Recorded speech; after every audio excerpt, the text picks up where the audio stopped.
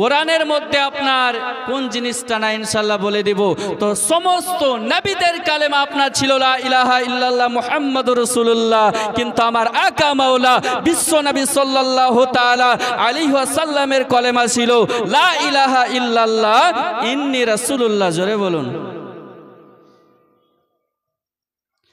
এই দেখেন আপনার সুন্নি মুসলমান ভাইয়েরা, সমস্ত নবী লা ইলাহা ইল্লাল্লাহ মুহাম্মাদুর রাসূলুল্লাহ পড়েছে, আমাদের নবী পড়েছে লা ইলাহা ইন্নী রাসূলুল্লাহ।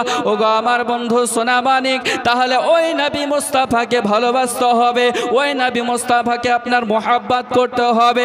নবীর নামে যদি আপনার ভালোবেসে মুহাব্বত করে দরুদ পড়েন, কাল কিয়ামতের ময়দানে আজকে আপনার হয়তো ওই দরুদের ওসিলা দিয়ে আমার আল্লাহ পাক আল্লাহ তাআলা আপনাকে জান্নাতি বানিয়ে দিবে। আপনি নামাজ পড়বেন, নামাজ আপনার ফরজ করা হয়েছে, নামাজ পড়তেই হবে, কিন্তু আপনার নামাজ কবুল হতেও পারে না হতেও পারে। তার কারণ নামাজের মধ্যে আমরা আপনার যখন যাই, আপনার নামাজের মধ্যে আলু পটল পেঁয়াজ রসুন বিক্রয় করতে লাগি, সংসারে যত টেনশন আছে নামাজের মধ্যে আপনার চলে আসে, এইরকম করে আপনার নামাজ হবে না হবে না হবে না। এ বন্ধু সোনামানিক, আজকে যদি আপনার দরুদ পাঠ করেন, আমার নবী মুস্তাফা বলতে আছে যে ব্যক্তি আপনার বেশি বেশি করে দরুদ পড়বে, কাল কিয়ামতের ময়দানে আমি নবী মুস্তাফা জানিয়ে দিলাম, আজকে যদি গুনহার পাল্লা আপনার ভারী হয়ে যায়, নেকির পাল্লা যদি কমে যায়, ওই দরুদের ওসিলা করে আমি নবী মুস্তাফা তাকে জান্নাতে নিয়ে যাব। জোরে বলুন।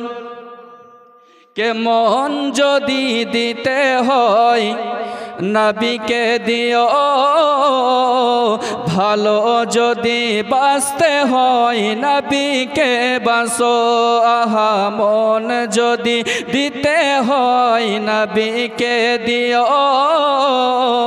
ভালো যদি বাঁচতে হয় নবীকে বাঁচো। এই কথাটা নিয়ে আসো।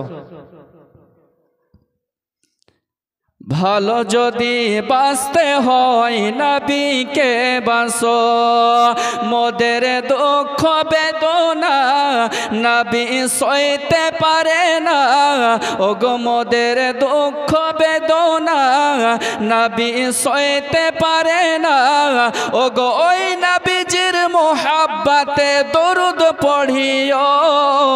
নারায়ে তাকবীর, नाराए रिसालत, मसला के आला हजरत मौलाना नाजिरुल इस्लाम रिजवी साहेब।